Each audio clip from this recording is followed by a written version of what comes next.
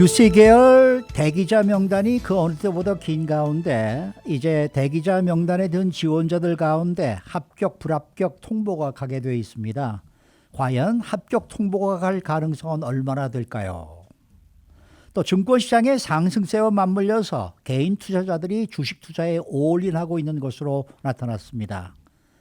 그런가 하면은 코로나19를 앓은 환자들의 장기간 후유증이 사회 문제로 부상되고 있습니다. 박현경 기자.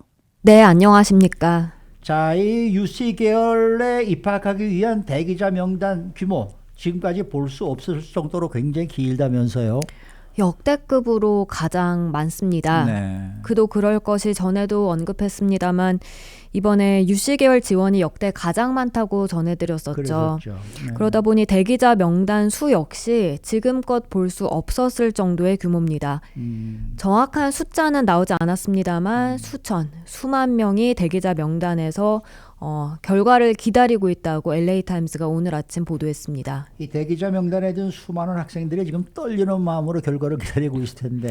맞습니다. LA타임스에 소개된 한 애니카 마단이란 이름의 한 네. 학생은 한인 학생들도 많이 재학하는 그 플러튼의 써니힐스 고등학교에 재학했는데요. 네. 이력을 보면 보통이 아니에요. GPA 4.6에 11개 대학 수준 클래스를 들었고요. 또 학생 리더십 포지션에 있었고 장애인들을 위해 로봇 손을 만드는 커뮤니티 서비스에도 참여한 적이 있습니다. 네. 이런 애니카는 이번에 UC 계열 6곳에 지원을 냈습니다. 근데 3개는 붙고 3개는 대기자 명단에 든 상태입니다. UC 얼바인, 리버사이드, 그리고 산타바바라는 합격한 반면 UC 버클리, 데이비스, 그리고 샌디에고는 대기자 명단에 있는데요. 네. 이처럼 애니타와 함께 대기자 명단에 속한 수만 명의 지원자들은 초조한 마음으로 합격, 불합격 통보를 기다리고 있습니다. UC 계열 합격자들은 5월 1일, 그러니까 지난 토요일까지 입학할지 여부를 결정했어야만 했고요. 합격했지만 입학하지 않기로 한 그 자리들을 이제 대기자 명단에서 뽑아서 채우게 되는데요. 그렇겠죠. 대기자 명단에 들어서 합격 통보를 손꼽아 기다리는 지원자들은 앞으로 며칠간 그야말로 피말리는 그런 불안감을 느낄 것으로 보입니다. 네. 원하던 곳에서 합격 통보 받게 되면 뛸 듯이 기쁘겠습니다만 이제 불합격 통보 받게 되면 그만큼 실망감도 커질 테니까요. 박현경 기자는 이미 뭐 학교 졸업했으니까 지금은 관계 없습니다만은 네. 예전에도 좀 이런 가슴 졸이는 순간이 있었습니까? 저는 대기자 명단에 들진 않아서 이 정도의 기분을 느끼진 못합니다만 그래도 그 합격 통보 기다릴 때 예, 그것만큼은 공감할 수 있습니다. 네. 이 대기자 명단에서 합격 통보를 받을 가능성은 얼마나 되는 거예요? 이게 작년과 재작년 자료를 본다면 네. 사실 희망을 걸어볼 수는 있는데요. 근데 2020 작년 UC 계열 대학들은 이제 전체 캠퍼스에서 11만 2천 건 지원을 대기자 명단에 올려놨었습니다. 이게 이제 몇 명이라고 하기 어려운 게 한 학생당 여러 곳에 지원을 내는 경우가 있으니까요. 네. 지원 건수로 계산을 한 겁니다. 네. 그렇게 해서 학생들은 그 가운데 과반의 자리를 받아들였습니다. 그리고 궁극적으로는 UC 계열이 3만 4천 자리를 대기자 명단에 든 학생들에게 제공했다는데요. 이게 그 1년 전인 2019년과 비교해 보면 2배 이상에 달하는 수치였습니다. 이게 UC 계열 각 캠퍼스별로 자료가 있습니까? 네, 이 대기자 명단에서 합격한 비율을 각 캠퍼스별로 알아보면요. UCLA는 2019년 13%였는데 작년엔 19%로 좀 더 비율을 늘렸습니다. 네. UC 얼바인 여기도 19%에서 24%로 증가했고요. UC 샌디에고 여긴 22%에서 27%로 많아졌습니다. 그다음 UC 리버사이드 여긴 34%에서 67%까지 2배네요. 네, 대폭 확대시켰고요. 네. UC 산타크루즈는 62%에서 86%가 됐고 마지막 UC 산타바바라의 경우 2019년 10% 정도 그러니까 네. 대기자 명단의 10% 정도 합격을 시켰는데 이게 지난해엔 97%로 10배로 뛰었다고요? 엄청 뛴 걸 알 수 있습니다. 그다음 UC 버클리와 데이비스의 경우엔 각각 1,667명 그리고 4,282명을 늘렸는데 이건 이제 비율로는 나오지 않았습니다. 근데 이렇게 보면은 작년에 대기자 명단에서 합격 통보를 받은 비율이 꽤 많이 늘어난 걸 알 수가 있겠는데 네. 이번에는 이런 거를 기대할 수가 없다는 건 또 무슨 얘기예요? 보통 이런 과거의 자료를 토대로 해서 올해 어떨지 추정해 볼 수 있잖아요. 그렇죠, 그렇죠. 그래서 작년 걸 보면 올해도 대기자 명단에서 합격 통보 받는 비율이 늘어나지 않을까 추정해 볼 수 있는데 이번엔 아쉽게도 그렇지 않을 것으로 보입니다. 왜 그럴까요? 지난해 자료가 가이던스 역할을 하지 못하는 게 왜냐하면 작년에 불확실성이 너무 컸기 때문입니다. 아하. 물론 이건 팬데믹 때문에 그랬는데요.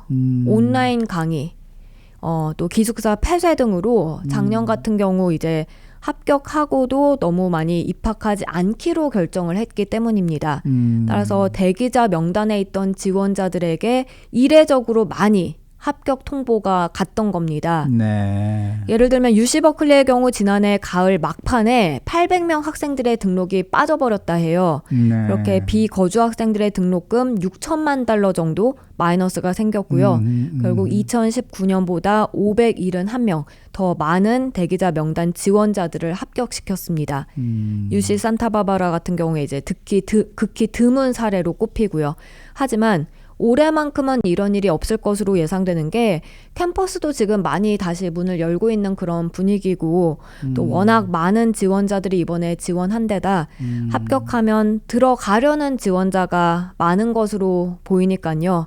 대기자 명단에 든 지원자들이 올해 이번에 합격 통보 받을 수 있는 가능성은 사실상 예측하기 어려운 것으로 관측되고 있습니다. 참 대학교에 들어가기 위해서 지금 기다리고 있는 학생들도 학생이지만은 네. 부모들은 또 얼마나 그렇죠. 그렇죠? 네. 부모들도 참 고생이 많으시는 거예요. 맞습니다. 네. 자, 다음 소식입니다. 증권시장의 상승세와 맞물려서 미국의 개인 투자자들이 주식 투자에 올인하고 있다. 이런 소식이 또 들어와 있네요. 월스트리트저널이 어제 보도한 내용입니다. 미 가계의 금융자산 대비 주식 투자 비중이 지난달 41%를 기록했는데요. 이건 JP모건과 연방준비제도가 1952년부터 이런 걸 측정하기 시작했다고 해요. 근데 그 1952년 이후 최고 수준을 기록한 겁니다. 미 가계의 금융자산 대비 주식 투자 비중은 2019년 3월만 보더라도 35% 기록했고요. 코로나19 사태로 이제 증시가 급락했던 지난해 3월엔 30%로 하락했었습니다. 근데 개인 투자자들이 또 빚을 내서 투자하는 빚투도 급증한 네. 것으로 지금 나타났어요. 네, 그 자료도 함께 발표됐습니다. 증권업계 자율규제기구인 금융산업규제국에 따르면 신용증거금 잔고는 지난달 8,230억 달러로 역대 최고를 기록했습니다. 네. 코로나19 초기인 지난해 3월 4,790억 달러에서 1년여 사이 2배 가까이로 늘어난 겁니다. 네. 이런 개인 투자자들의 주식 열풍은 증시가 상승하는 가운데 계속되고 있는데요. 오늘 같은 경우 이제 지금 나스닥 빼고 S&P와 다우는 오르고 있고 다 오르고 있어요. 네, S&P 500도 보면 코로나19 백신 접종 확대, 대규모 경기 부양책, 뚜렷한 경기 회복세 등에 힘입어서 올해 들어서만 25차례 최고치를 경신했습니다. 네. 아, 요즘 증권시장 올라가는 거 보면 정말 정신없이 올라가는데 저는 이렇게 비투하는 분위기는 한국에서나 그렇게 많은 줄 알았더니 이제 미국에서도 이게 문제네요. 네, 맞습니다. 네. 자, 마지막 소식입니다. 코로나19를 앓은 환자들의 장기간 후유증이 사회 문제로 부상하고 있다라는 그런 또 소식이 들어와 있네요. 네, 이건 영국 주간지 이코노미스트가 3일 최신호를 통해서 포스트 코비드 신드롬, 코비드 후 증후군 위기를 경고하면서 네. 의료 체계 또 일터에 대한 대책 마련을 촉구한 겁니다. 이 질환은 롱 코비드라고 불리는데요. 코로나19에 걸린 이후 최소 3개월 이상 지속하면서 신체 곳곳에 영향을 주는 일련의 증상을 말합니다. 호흡 곤란, 피로, 머릿속에 안개 낀 것처럼 멍한 그런 느낌이 지속해서 일에 집중하거나 또 어떤 일을 기억하기 어려운 상태가 대표적인 증상으로 꼽힙니다. 그러니까 이거는 코로나19에 걸렸던 사람들 얘기죠. 네, 그렇습니다. 네. 이런 증상을 겪는 사람들이 얼마나 많은지 나왔습니까? 네, 영국에서 조사가 이루어졌는데요. 지난달 1일 영국 통계청이 발표한 보고서를 보면 영국에서 3월 6일을 기준으로 해서 최근 4주 동안 롱 코비드를 겪은 사람 110만 명으로 추산됐습니다. 이들 가운데 롱 코비드가 일상생활에 악영향을 줬다고 밝힌 사람은 67만 4천 명. 당시 누적 확진자의 15%에 해당하는 수치였습니다. 네. 이 롱 코비드와 관련해서 현재는 지속적인 바이러스 감염과 만성적인 자가 면역 질환, 코로나19 감염으로 야기된 조직 손상이 계속되는 현상이 복합돼 나타나는 점만 확인됐고요. 마땅한 치료법은 아직까지는 없습니다. 그래서 환자들은 치료를 위해서 몇 달씩 재활기를 가질 수밖에 없는 상황이고요. 이코노미스트는 그래서 롱 코비드 전문 치료 시설을 마련하는 등 코로나19 환자 재활 치료를 촉진해야 한다고 밝혔습니다. 네. 또 코비드 후 증후군 환자들이 재택근무할 수 있도록 정부가 지원금 등으로 보조해야 한다면서 만약 그렇지 못하다면 청년층과 중기, 경력자 수백만 명이 경제활동 인구에서 영원히 탈락할 수 있다고 경고했습니다. 지금 말씀하신 그러한 대상자들은 코로나19 바이러스 감염이 돼서 알았던 환자들 얘기입니다만은 감염되지 않은 사람들도 이 정신적인 피로감을 많이 느끼고 있고 그런 것 같아요. 그러니까요. 네, 이것도 좀 사회 문제적으로 좀 큰 문제가 되지 않고 있을까 이런 생각이 좀 드네요. 네. 수고 많으셨습니다. 감사합니다. 박현경 기자였습니다.